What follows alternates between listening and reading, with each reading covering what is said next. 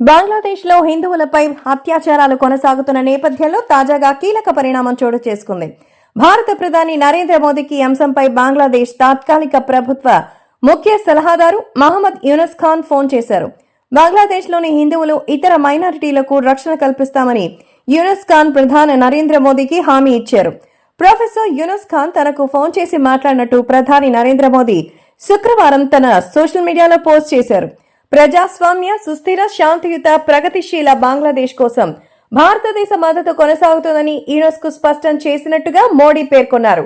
స్వాతంత్ర్య దినోత్సవ సందర్భంగా చేసిన ప్రసంగంలో బంగ్లాదేశ్లో మైనారిటీల పరిస్థితిని మోడీ ప్రస్తావించిన విషయం తెలిసిందే. హింస నెలకొన్న బంగ్లాదేశ్లో జనజీవనం త్వరలోనే సాధారణ స్థితికి వస్తుందని ఆకాంక్షించారు ప్రధాని మోదీ.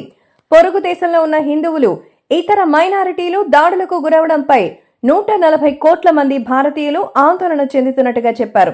అక్కడ ఉన్న మైనారిటీలు, హిందువుల సురక్షతను భారత్ కోరుకుంటోందన్నారు. ఈ నేపథ్యంలో యూనస్ ఖాన్ ప్రధాని మోదీకి ఫోన్ చేసి ప్రస్తుత పరిస్థితిని వివరించడం గమనార్హం. బంగ్లాదేశ్ లో పరిస్థితి అదుపులోకి వచ్చిందని యూనస్ ఖాన్ మోడీకి తెలిపారు. యూనస్ ఖాన్ ఇటీవల మైనారిటీలు, హిందువులపై జరుగుతున్న దాడులపై ఓ కార్యక్రమంలో స్పందించారు. హక్కులందరికీ సమానమని, మానవులంతా ఒక్కటేనని తెలిపారు. మతమేదైనా ప్రజాస్వామ్యంలో అందరం మనుషులమే అన్నారు. ఇప్పుడు మోదీకి ఫోన్ చేసి హిందువులు, ఇతర మైనారిటీల రక్షణ విషయంపై హామీ ఇచ్చారు. కాగా బంగ్లాదేశ్ లో రిజర్వేషన్స్ అంశంపై తలెత్తిన నిరసనలు హింసాత్మకంగా మారడంతో అధికార ప్రభుత్వం కూలిపోయింది.